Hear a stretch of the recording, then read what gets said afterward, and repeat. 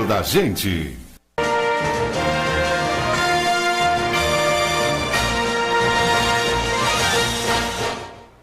Está começando pela TV Nova Nordeste o programa Políticas, um espaço dedicado à discussão de fatos e ideias em Pernambuco. As entrevistas giram em torno de política, de economia, de ciência, cultura. Vamos falar hoje sobre livros, mercado de livros.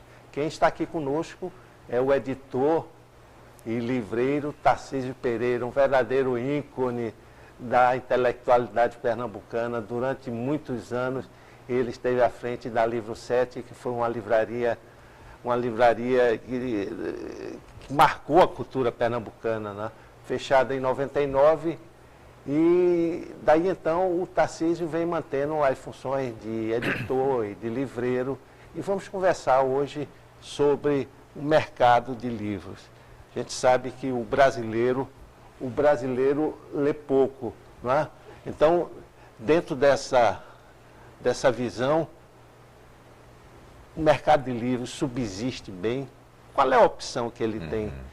Olha, eu sempre fui um otimista, não é, no mercado de livros, e sempre quando eu vou falar ou dar palestra, eu estou sempre falando sobre essa mania de ler, o gosto pela leitura, né? E ontem eu fiquei, posso dizer, emocionado ao ler a matéria no Diário de Pernambuco, um adolescente, não é nem um adolescente, uma criança praticamente, que vai ao Compaz do Alto Santa Terezinha. Esse menino vai todos os dias ao Compaz e lê, em média, 4 horas por dia. Né? Ele vai, assim, espontaneamente. Quer dizer, isso, fatalmente, com essa matéria que saiu ontem, e naturalmente outras matérias sairão, esse menino é um estímulo para o local onde ele mora, né? É um estímulo para quem leu, é um estímulo para quem edita, porque sente que os novos leitores estão, com certeza, lendo e aparecendo e se multiplicando, não é? Então, eu acho que a leitura vai permanecer durante muitos anos, não vai acabar, pode-se dizer, para ser mais claro, né? Porque é uma necessidade, não é? Quem leu, estava vendo a pesquisa sobre a leitura no Brasil, a pesquisa que o governo patrocina, o Instituto Pro Leitura, de que o Brasil, a leitura vem crescendo, o hábito da leitura vem crescendo. É verdade que ainda não é aquilo que a gente espera, né? Mas aqui no Nordeste, inclusive, aumentou o nível de leitores, né? Tem aumentado, porque existe uma disputa muito grande, isso é antigo, né? Entre o livro, quem concorre com o livro, né? Televisão, o rádio, enfim, vários divertimentos, né? Mas nessa pesquisa veio comprovar de que o leitor do Nordeste lê, o leitor classificado como leitor, né? Porque a pesquisa diz o seguinte: leitor é aquele que lê um livro dentro dos últimos 90 dias, dos últimos 3 meses, né? Então, se ele lê um livro, ele já é um leitor dentro dos 3 meses, né? Então, dos brasileiros que leram um livro nos últimos 3 meses, nós estamos com 50%. Então, a população brasileira hoje, metade e metade. Nós temos 50% são leitores, que eu repito, efetivos, aqueles leitores que leem. Essa pesquisa diz que são 3 meses, um livro nos últimos 3 meses. Então, isso é uma coisa que vem estimular a gente. Porque quando eu comecei no livro, já tem um certo tempo, né? Eu comecei no livro em 64, com 16 anos. Já estou com 52 anos no mercado livreiro, né? E a gente sempre ouve de que o livro vai se acabar, porque a televisão vai substituir, a internet vai substituir, o e-book vai substituir. E eu, especialmente, comecei com a Livro 7 em 70, no ano que eu comecei, aquele filósofo canadense, o Marshall McLuhan, disse, em entrevista que a imprensa internacional noticiou, ele disse que o livro estava com dias contados. O livro impresso estaria com dias contados, né? E eu venho desde 70 batendo nessa tecla do que o livro vai permanecer, de que outros tipos de maneira de apresentar o texto naturalmente vão surgir, né? Como já surgiu o livro falado, já surgiu o livro em CD, né? Surgiu agora o e-book, agora nós já temos um certo tempo, mas todas essas novidades vêm estimular a leitura, e quando você lê, quando você pega o hábito de leitura, fatalmente você vai comprar um livro impresso. Exato. A internet entra dentro desse processo por dois caminhos, não é pelo e-book, pela facilidade em que você pode acessar o e-book, pela condição de navegar pela rede, a procura de textos e outras coisas que lhe interessam, e também como as lojas virtuais. As lojas virtuais hoje terminam oferecendo um preço melhor do que as livrarias, do ponto de vista do leitor. Sim, você fala o e-book, né? Não, o e-book não. O livro físico mesmo, o livro em papel... Sim, na promoção. Exato, termina sendo mais barato do que a livraria. E eles não têm o investimento do que é manter uma grande livraria, né? Você sabe o que é isso muito bem. Só quanto custa o aluguel de uma loja? O exemplo é que no Recife a Livraria Imperatriz está se falando numa livraria que tem quase 100 anos de existência. Foi onde eu comecei, por orgulho meu. A Livraria Imperatriz do Tacaruna fechou porque o aluguel estava insuportável. O custo que é uma loja no shopping. Exato, além do estoque físico, né, que o livreiro tem que providenciar. Ah, sim. Então, pessoal especializado. Exato, então esse comércio está se modificando. E a gente chega a um grande impasse aí, que já foi noticiado pela imprensa, que é o aumento do frete de livros, a circulação de livros. A empresa brasileira de Correios deu um aumento nesse frete, que vai até contra a legislação que estima subsídios a esse frete, à leitura, não é isso? É um negócio meio contraditório. Você vê o próprio governo que vive estimulando, gastando milhões para incentivar a leitura, não é? E o leitor está respondendo, a pesquisa está mostrando que o brasileiro está começando a ler mais, e de repente agora surge os Correios, que é uma empresa estatal, podemos dizer assim, aumentando o frete. Aí você diz que as empresas, as livrarias virtuais, vendem mais barato. Mas agora, com o preço que vai ficar o frete, vai custar. Vai ter situações, Tonico, do frete ficar mais caro do que o próprio preço do livro. Vai inviabilizar. Né? E quantos leitores, não é só o preço que vai prejudicar. Isso vai prejudicar o hábito da leitura. Porque quantas pessoas moram em cidades do interior que não têm livrarias, que não têm bibliotecas? Né? A solução deles é comprar pela internet. Então, vai terminar acabando com os leitores, vai terminar desestimulando quem poderia começar a ler. Então, é uma contradição. É o país das contradições, né? Quem poderia estimular a leitura está aumentando o frete, e isso vai ter um aumento na faixa de 30%. Eu espero que esse pessoal do Correio chegue a um acordo. A Câmara Brasileira do Livro está tomando as iniciativas para fazer esses encontros, né? Porque o Correio já disse que ia começar agora, início de setembro, né? Exato. Mas é uma coisa que não tem a ver um negócio desse. Não se entende um país como o Brasil, o Correio toma uma posição porque diz que um livro é uma mercadoria. E como mercadoria não pode ser enviado por mala direta. Porque essa coisa é uma burocracia interna do Correio. Eu acho que a questão do livro é muito maior do que isso aí. É coisa para se sentar, se discutir, se chegar a uma solução. Porque vai prejudicar o leitor, vai prejudicar a nação. Você, como editor, existe uma matéria-prima no país muito grande. Ainda existem muitos escritores aí, mesmo os consagrados, os novos e outros se preparando para editar. Nunca vai faltar o que publicar e quem escreva, não é? E eu tenho... Olha, eu estou no mercado editorial, com a minha editora há 5 anos praticamente, né? Mas o que eu tenho publicado, evidentemente que eu publico também as edições de 1.000, 2.000 exemplares, mas muita gente chega me procurando para fazer 100, 50, 200. Eu digo, vamos fazer. Naturalmente, quem pede 50, quem pede uma quantidade pequena, logo em seguida, 2, 3 meses, ele pede mais uma tiragem, né? E no processo laser, você pode fazer uma modificação já na segunda tiragem, olha, saiu uma palavrinha uma que correção, fugiu. Exatamente.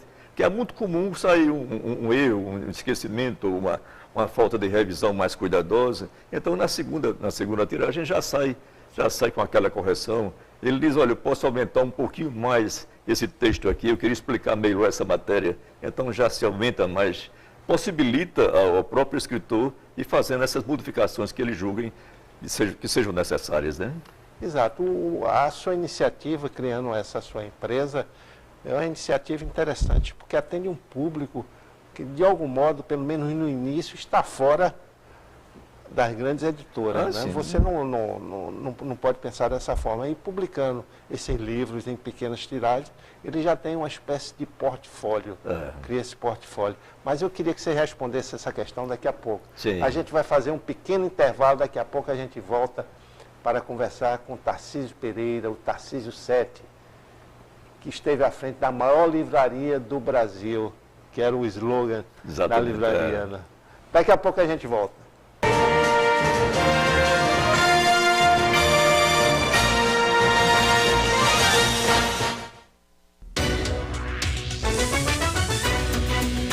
Toda segunda, 10 da noite, o mais respeitado programa de entrevistas da TV brasileira. Os entrevistadores devem se sentir liberados para usar partes. Sob o comando de Augusto Nunes. No Roda Viva não existe pergunta proibida. Roda Viva. Você é o meu convidado. Até lá. Ajude a Fundação Terra com a campanha Doação Sem Dor.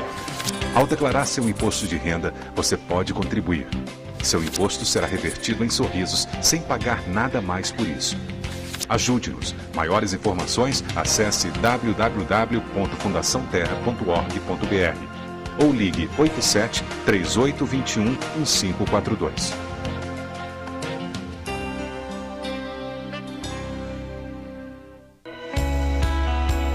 Toda mulher é bonita por natureza.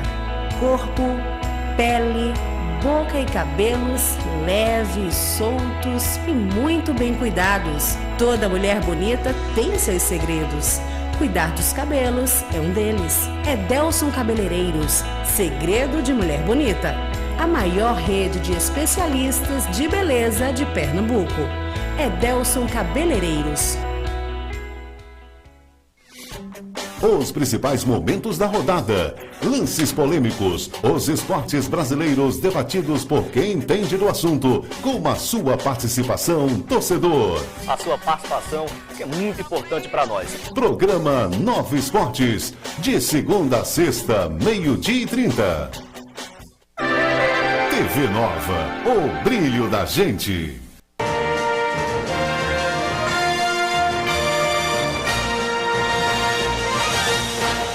Estamos de volta no programa Políticas pela TV Nova Nordeste, conversando hoje com o Tarcísio Pereira, editor e livreiro, o Tarcísio 7, da livraria Livro 7, que vocês têm bem guardado na memória como um ponto de cultura importantíssimo para Pernambuco, de 1970 a 1999.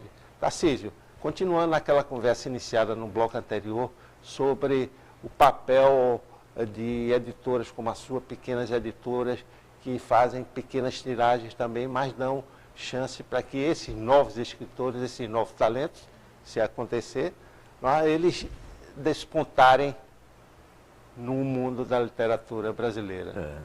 Olha, uma coisa que eu sempre faço é lançamentos em feiras de livro. Fizemos agora na Festa do Livro, que é uma festa que já se repete agora. Nós fizemos a 14ª Festa do Livro, que é uma promoção da Prefeitura, que é, digamos assim, o ápice... Aqui no Recife. Aqui no Recife. Sim. Que é o ápice do festival A Letra e a Voz. Então eu participo desde a primeira, já fui homenageado pela feira. É um ambiente muito bom em que se lança vários livros, né? E vários livreiros que não têm condições de expor em outras bienais, em outras festas do livro, estão sempre conosco lá. E eu faço sempre lançamentos, e nessa agora eu lancei 10 títulos. 5 títulos no sábado e 5 títulos no domingo.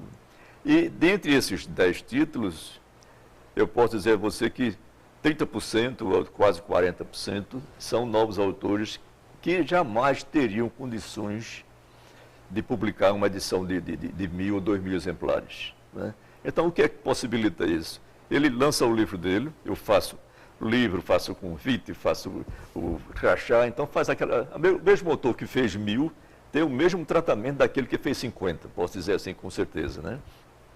Então ele faz o lançamento, está sempre comigo nas outras festas, nas outras feiras de livros e bienais, está dando sempre entrevista, porque a imprensa sempre dá espaço também para os novos. E às vezes é um autor que nem mostrar aos amigos ele queria mostrar. Né? Tem aquele autor que escreve praticamente para ele. Escreve e bota na gaveta, escreve e bota na gaveta. Né? Chega para mim e fala, mas Tarcísio, eu tenho uns poeminhas em casa guardado e queria ver se a gente podia publicar, porque eu sou muito tímido, não gosto de mostrar para ninguém. Eu digo, olha, vamos ver, leva para mim, a gente conversa, a gente faz uma apresentação, a gente escreve a orelha, coisas assim, e vamos lançando. Se for bom, o público vai responder. Não é? Isso, poesia, é uma das podemos dizer assim, o estilo que mais aparece lá na nossa editora. Mas livro de memórias aparece muito. Livros sobre a família, vamos dizer assim. Né? História das famílias. Das famílias. Né? Pois é, o que é? Você falando sobre uma família, você está falando sobre a história social da sua localidade. Exato. Não é? Então, memórias das famílias, memórias de quem veio do interior para a cidade, não é? Porque todo mundo que vem do interior para a cidade e se coloca no mercado, ele já se acha um vencedor. Né? Se ele aparece no mercado, já é um vencedor. Então, ele já acha que deve ser mostrado, deve ser escrito a história dele. E tem histórias interessantes. Exato, dele. e temos grandes talentos que despontaram no mercado nacional, como o Raimundo Carreiro, que veio lá de Serra Talhada. Salgueiro veio até o Recife, tem o Cícero Belmar também. Do Ceará. Né? E outras pessoas que a gente... E você sabe, todo esse pessoal passava pela Livro 7. Né? Exato. Carreiro mesmo escreveu, eu sou personagem, tem um livro de Carreiro, né? Sinfonia para Vagabundos, eu sou um dos personagens. E assim a gente vai se entrosando, vai entrando na história também dos escritores. É preciso que vocês tentem conhecer o que foi a Livro 7, a importância da Livro 7 na cultura pernambucana, na literatura pernambucana e também como um ponto de reunião política, né? No momento em que a ditadura tentava censurar os veículos de comunicação, onde a comunicação era muito vigiada, agentes do SNI, Arapongas, e era um clima muito desagradável, para dizer o mínimo. Você sentia tudo. Exato. Você sentia que aquele cara não era de comprar livros. Né? Pegava o livro, abria o livro, ficava olhando para um lado e para outro assim, sabe? Então, você sabia que ele estava pescando o ambiente, né? Estava fazendo memorizando tudo aqui para chegar para alguém e contar o que ele viu ali. Né? E você nunca fez uma triagem política dos livros vendidos, ao contrário, né? Não. Tinha todos os espectros de oferta. Né? Teve uma vez que ali chegavam, tinha amigos também, ali na faculdade de Direito, tinha professores de Direito, de Esquerda, né? E teve um para mim, chegou uma vez e disse, ô Tarcísio, e falava assim, por que você expõe tanto livro de esquerda? Eu digo, olha, mestre, aqui é uma exposição da produção intelectual da humanidade. Então, quando chegar o momento de que a esquerda, o que a direita, aliás, o que a direita escrever mais do que a esquerda, terá o espaço. Né? Porque a livraria não pode ter ideologia. O livreiro, sim, o livreiro tem ideologia, né? Mas a livraria tem que ser um espaço aberto em que você encontra esquerda e direita, você faz a sua seleção. Né? Você que sabe o que quer. Agora, se você abre o jogo para o livreiro e diz, olha, eu sou de esquerda, queria ver um livro sobre filosofia, sobre política, aí a gente vai, na condição de profissional do livro, colocar o livro certo na mão de quem está procurando. O Livro 7 é a maior livraria do Brasil na época, né? Isso está no Guinness, né? Exato. Durante o quê? 5 anos nós figuramos no Guinness como o maior do Brasil. Qual era o tamanho da área delas? A Livro 7 tinha 1.200 metros quadrados. Exato. De exposição, né? Hoje essas livrarias, por exemplo, a Livraria Cultura do Shopping Paço Alfândega é gigantesca. Né? Tem muito mais. Essas grandes livrarias, essas grandes redes, acabaram com as livrarias pequenas, não foi? Porque também tem um outro fato que dificulta o aparecimento de novos livreiros, não ter mais distribuidoras, como tinha naquela época, né? Você podia girar com o estoque da própria distribuidora. Né? Você tinha ali 2, 3, de repente acabava, você comprava no dia seguinte e ia mantendo. Porque você trabalhar com estoque de editora que não tem filial, aqui no Recife, ou não tem representante, você tem que trazer de Rio ou de São Paulo. Né? Aí você já onera o preço que vai pagar agora o frete mais alto. Né? Eu trazia muita coisa naquele tempo, hoje não tem mais a Varg, mas a Varg tinha tinha um esquema que eles chamavam de Código 140. Era uma taxa especial para livros. Né? Já era uma taxa menor do que o frete de outras mercadorias. Né? Isso já me possibilitava trazer livro via aérea. Porque eu lançava aqui no Recife, então, eu lançava quase que simultaneamente com o Rio e São Paulo. Eu ia muito, como sempre vou, às feiras de livro. Né? Sempre fui muito ligado a essa coisa de feira de livro ao mundo editorial. Né? Não só no Brasil, mas como fora também. Né? Eu ia muito, todo ano eu fazia meu roteiro. Meu roteiro chegava em outubro, já tinha, porque na Europa eles organizam praticamente, quando termina uma feira, 3, 4 dias depois tem a feira de outro país, né? Então você começa com a feira de Lisboa, depois tem a feira de Madrid, depois tem o Salão do Livro de Paris, né? Aí termina na feira de Frankfurt, que é a maior feira de livro do mundo, né? Eu fui algumas vezes e consegui, na minha 4ª participação na feira, foi como convidado do governo alemão. Porque eu fiz uma proposta ao governo alemão para fazer uma exposição só de autores nordestinos. Né? Exato. Estive lá, conversei com eles, mostrei que o stand do Brasil, apesar de ser um stand relativamente grande, mas só tinha basicamente editoras do Rio, do Sul e Sudeste. Né? Eles disseram, mas que outro Brasil é esse que não está aqui? Eu digo, vou mostrar a vocês. Aí fiz um projeto, foi aprovado logo em poucos dias, aí bancaram tudo, frete, hospedagem, ajuda de custo. Né? Eu fui com 150 títulos. Porque lá na feira de Frankfurt, você não vende o livro pronto, você não vende o livro impresso. Né? Na feira de Frankfurt, você vende o copyright, como a gente chama, né? Que é o direito de edição. Agora, ali você tem o mundo todo circulando. Exato. Né? É um lugar onde fazer negócio é importantíssimo. Ah, sim. Essa visão puramente de negócios do mercado livreiro, mas deixou de fora muita coisa importante no sentido de qualidade. Né? Uhum. Hoje as editoras se interessam por escritor de qualidade, mas que não tem apelo popular, ou prefere um Paulo Coelho que detona em vendas? Olha, sempre teve né? Sempre houve essa... O editor diz que tem que publicar um livro que venda para segurar o outro que vende pouco. Entende?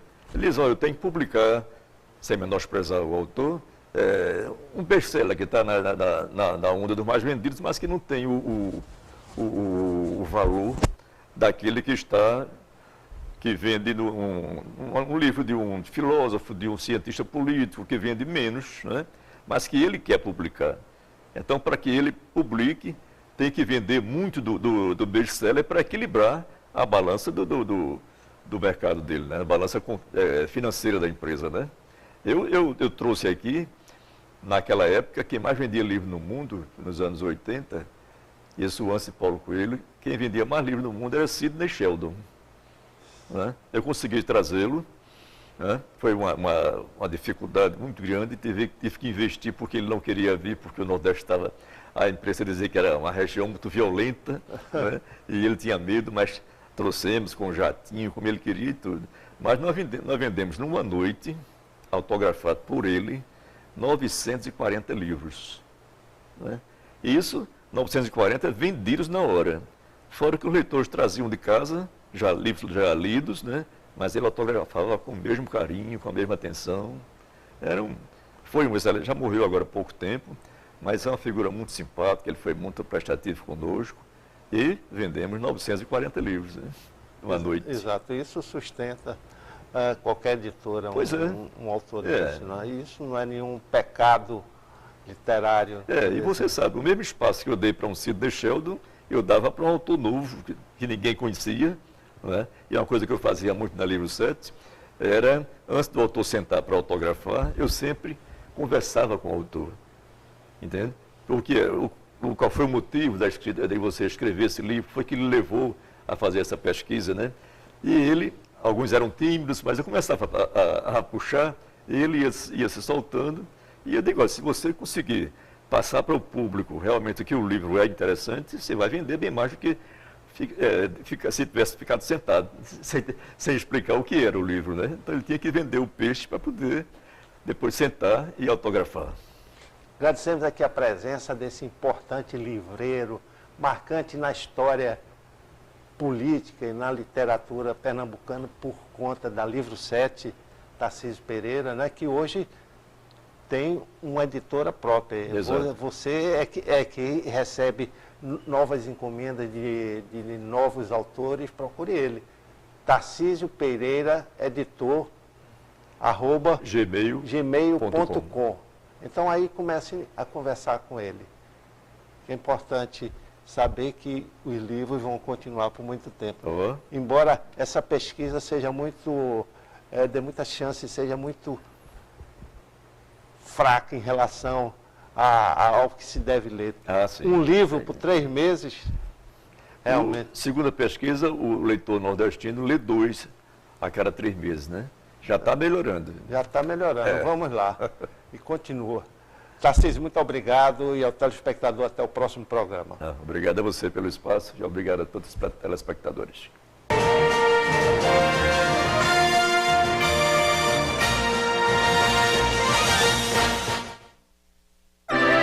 TV Nova, o brilho da gente.